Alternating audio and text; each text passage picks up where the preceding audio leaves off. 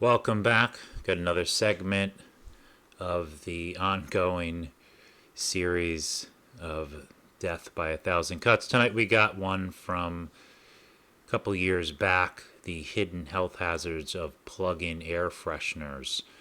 And it starts off about talking about in the 80s, these things popped up in the 90s. They started to gain popularity, these plug-in air fresheners that use heat and it warms it up. And back in the 80s, it talks about the aerosol cans in the 80s that they were, you know, putting this effect on the ozone layer. And as a child of the 80s, I remember that where they made a big push with this ozone layer nonsense about the, you know, hairsprays and spray deodorants and stuff like that. So looking back at it now, all those things were probably, not good for us either.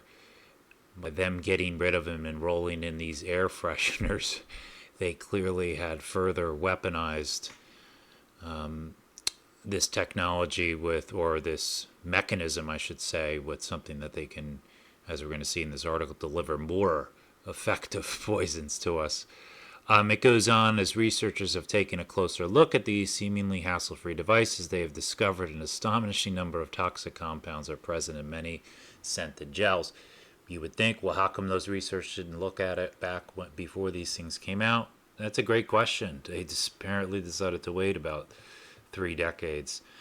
And it goes on about one of the primary concerns health experts have about plug-in is the widespread use of phthalates. According to a study conducted by the National Resources Defense Council, NRDC, 86% of air fresheners tested positive contain phthalates, which are also found in many plastics, aerosol sprays, paints, pesticides, cosmetics, and fragrances, are notoriously disruptive to the body. So yeah, all makeup, perfumes, colognes. Most phthalates are well known to interfere with the production of the male hormone testosterone and have been considered associated with reproductive abnormalities. So we have another example of another compound in these household products that specifically goes after, testosterone, fertility, what do they call them? Endocrine disruptors. And it's in sunscreen, it's in flame retardants. I mean, you have all of these things that specifically go after the same things over and over again. It goes on, known to cause birth defects. It also warns that airborne phthalates can cause allergic symptoms and asthma. Even trace amounts can accumulate to cause these harmful side effects. Great. It goes on about the Consumer Product Safety Commission as in a general warning about nobody. I'm sure that was buried in the, on the back page. High levels present in air fresheners should also keep in mind that many additional potential risks of phthalates, all through liver and kidney toxicity and cancer, are still being explored. And then it goes on, are found to be highly carcinogenic in humans, has revealed that air fresheners typically contain another toxic compound that absolutely is formaldehyde. So this is compound number 2 here. Formaldehyde is a well-known human carcinogen that has been definitively linked to cancers of the nose and throat, and is also to cause ongoing irritation of the throat and airways, potentially leading to dangerous infections, nosebleeds, asthma, and other respiratory ailments. These risks are particularly elevated in the elderly, infants, and people with compromised immune systems. Goes on about a study here compounding the risks posed by formaldehyde. Most major brands of plug-in air fresheners contain a chemical known as naphthalene.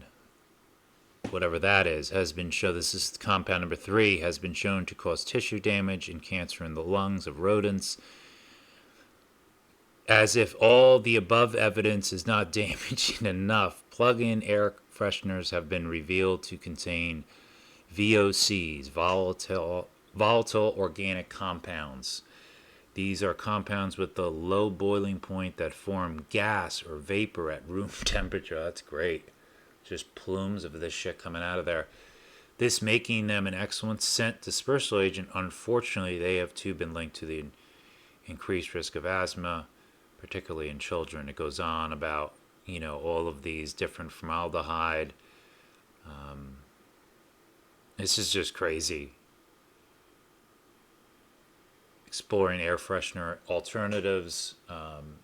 Basically it says natural essential oils, anything really like old school, like charcoal, anything. Well, not, I mean, think about like some person who's using these in like a 3 bedroom house, they probably have like 5 or 6 of these just letting off plumes out of these outlets of 4 different compounds that are poisoning you.